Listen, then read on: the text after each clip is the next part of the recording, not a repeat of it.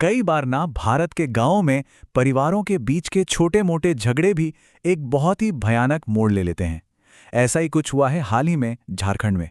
आज हम उसी दुखद घटना की परतों को खोलेंगे और समझने की कोशिश करेंगे कि आखिर आखिर हुआ क्या था। देखिए, ये सिर्फ एक न्यूज़ हेडलाइन नहीं है।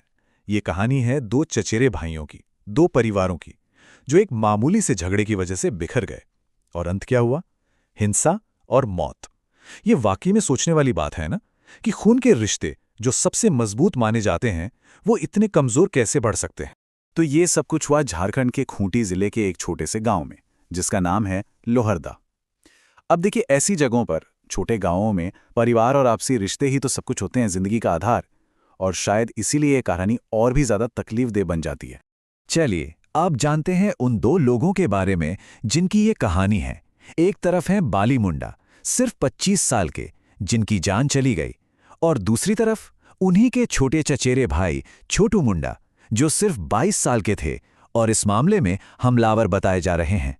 तो हुआ क्या था, सिलसिलेवार ढंग से समझते हैं। शुरुआत हुई एक आम से झगड़े से, जैसा कि परिवारों में होता ही है। लेकिन बात इतनी बड़ी कि वो एक जानलेवा हमले में बदल गई। और फिर कहानी ने एक और भी ज्यादा दुखद मोड़ ले लिया। तो आखिर ये सब शुरू कैसे हुआ?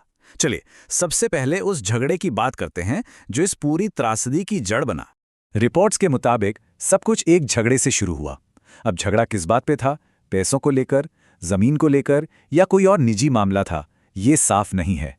लेकिन वजह जो भी रही हो, वो इतनी बड़ी जरूर थी कि गुस्सा काबू से बाहर हो गया। कहते हैं ना, बात से बात बढ़ती है, और यहां तो बात हाथापाई से भी आगे निकल गई। अब हम उस पल पर आते हैं जब ये झगड़ा एक जानलेवा हमले में बदल गया। गुस्से में छोटू ने कथित तौर पर एक कुल्हाड़ी उठाई और अपने ही भाई बाली पर हमला कर दिया।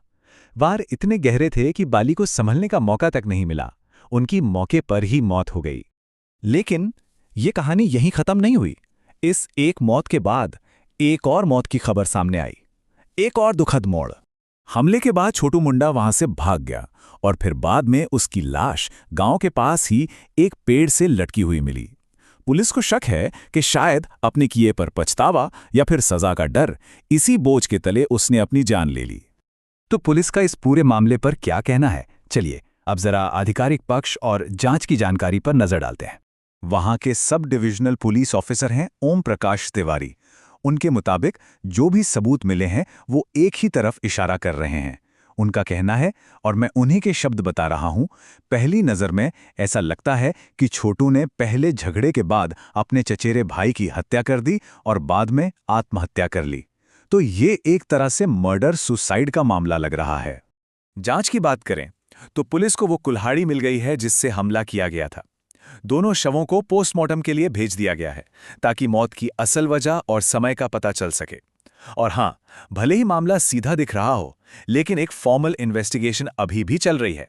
ये पूरी घटना ना अपने पीछे एक बहुत ही बड़ा और परेशान करने वाला सवाल छोड़ जाती है। आखिर एक मामूली सा पारिवारिक झगड़ा इतनी बड़ी, इतनी भयानक त्रासदी में कैसे बदल जाता है? क्या कोई ऐसे संकेत थे जिन्हें नजरअंदाज किया गया? क्या इसे किसी तरह रोका जा सकता था? ये एक ऐसी कहानी है जो हम सबको सोचने पर मजबूर करती है कि हम अपने गुस्से और अपने रिश्तों को कैसे संभालते हैं।